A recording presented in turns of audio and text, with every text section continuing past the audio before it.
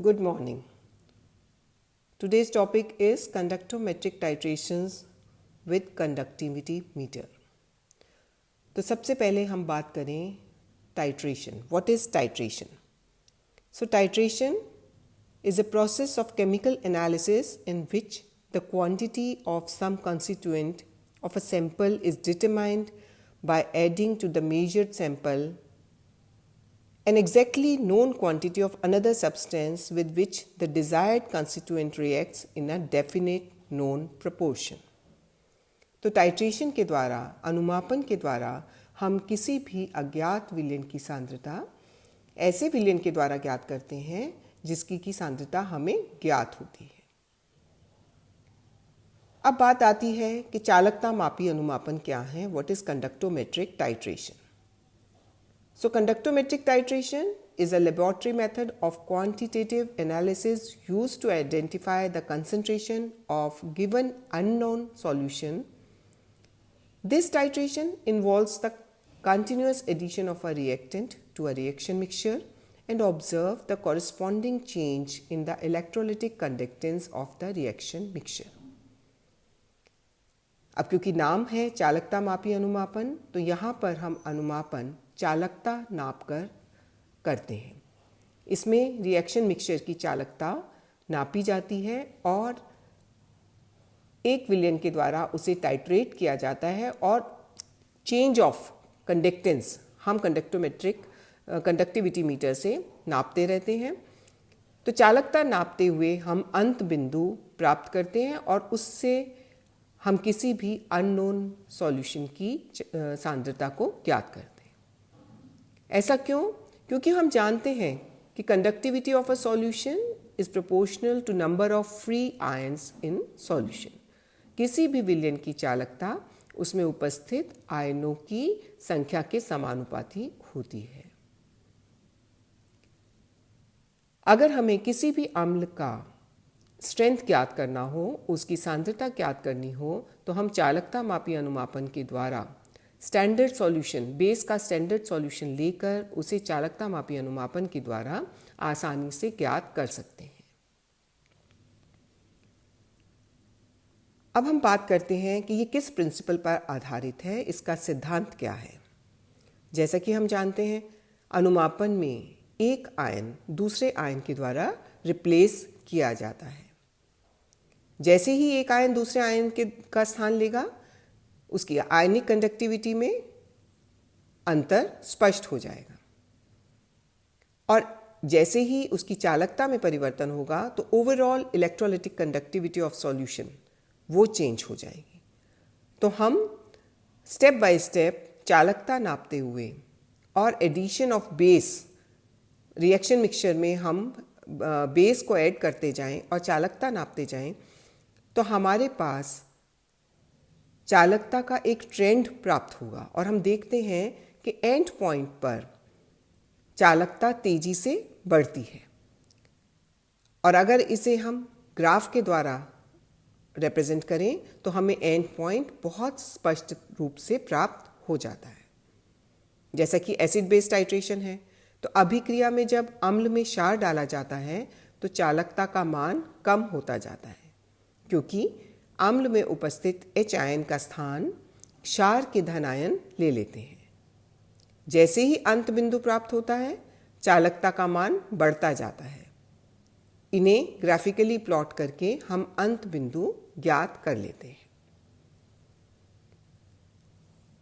मैंने पिछले वीडियो में भी आपको किस प्रकार चालकता मापी सेल को सेट किया जाता है, उस ब्रिज का चालकता मापी ब्रिज का कैलिब्रेशन किया जाता है, वो मैं आपको समझा चुकी हूँ। उसी प्रोसेस को आगे बढ़ाते हुए और उसे ध्यान में रखते हुए हम इसकी विधि का अध्ययन करेंगे। तो सबसे पहले हम सेल को, जो कि हमने डिस्टिल वाटर में डिप किया हुआ है, उसे लेकर साफ करते हैं। अब एक छोटे बीकर में नोन वॉल्यूम ऑफ एसिड ले लिया जाता है और इस सेल को भी उस एसिड के साथ में रिंस करके डिप कर दिया जाता है। कंडक्टेंस नाप ली जाती है कंडक्टोमेट्रिक ब्रिज से। ये इसकी इनिशियल कंडक्टेंस है एसिड की जब तक कि इसमें कोई भी बेस नहीं मिलाया गया है। इसी प्रकार बेस को हम ब्यूरेट में लेते हैं और उसका इनिशियल वॉल्यूम नोट कर लिया जाता है। सेल को एसिड सॉल्यूशन में इंसर्ट करते समय इस बात का ध्यान देना है कि उसके जो इलेक्ट्रोड्स हैं वो उसमें कंप्लीटली इमर्स्ड रहें। अब कंडक्टिविटी सेल को कंडक्टोमीटर से हम कनेक्ट कर देते हैं। इनिशियल रीडिंग आपने ले ली है एसिड की। अब base drop by drop burette के द्वारा रिएक्शन मिक्सचर में डाला जाता है, उसे हिलाया जाता है और रीडिंग नोट कर ली जाती है।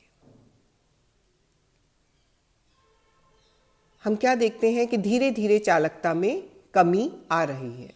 वो कमी क्यों आ रही है कि H आयन के स्थान पर चालकता में अब कौन पार्टिसिपेट कर रहा है? बेस से आने वाला धनायन पार्टिसिपेट कर रहा है। और चूंकि H आयन की चालकता उस धनायन की चालकता से अधिक होती है, अतः धीरे धीरे ग्रेजुअली चालकता में कमी नजर आ रही है। कुछ समय बाद हम देखते हैं कि शार्प इंक्रीज इन कंडक्टेंस, तेजी से चालकता में वृद्धि होने लगती है। ऐसा क्यों हुआ? क्योंकि अब चूंकि बेस रिएक्शन मिक्सचर में H आयन खत्म हो चुके हैं, न्यूट्रलाइजेशन हो चुका है और अब आने वाला OH आयन अपनी चालकता में पार्टिसिपेट कर रहा है और उसकी चालकता कंपैरेटिवली हाई है। रीडिंग्स नोट कर ली जाती हैं, एक टेबल बनाई जाती है जैसा कि मैंने आपको सामने चित्र में बताया है।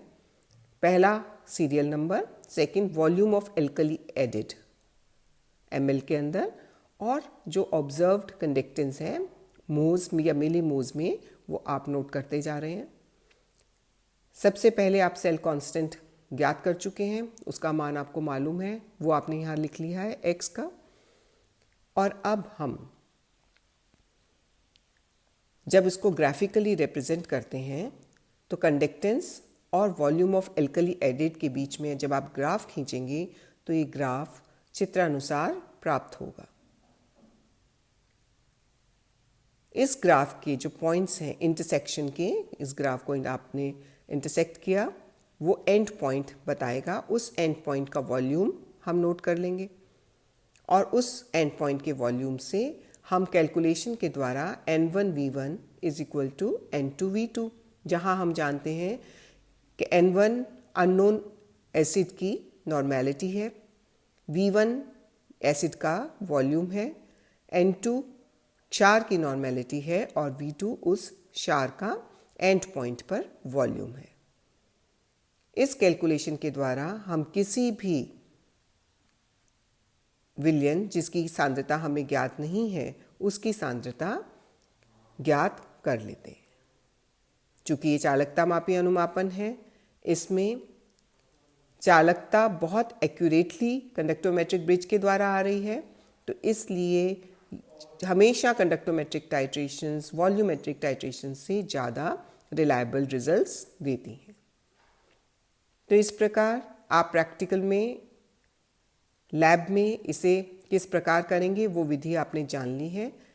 इसे अपनी फाइल में नोट कीजिए। जब भी लैब में आएंगे हम इस प्रैक्टिकल को करके इसकी रीडिंग्स नोट करेंगे और कैलकुलेशन पार्ट इसका कंप्लीट करेंगे। Thank you.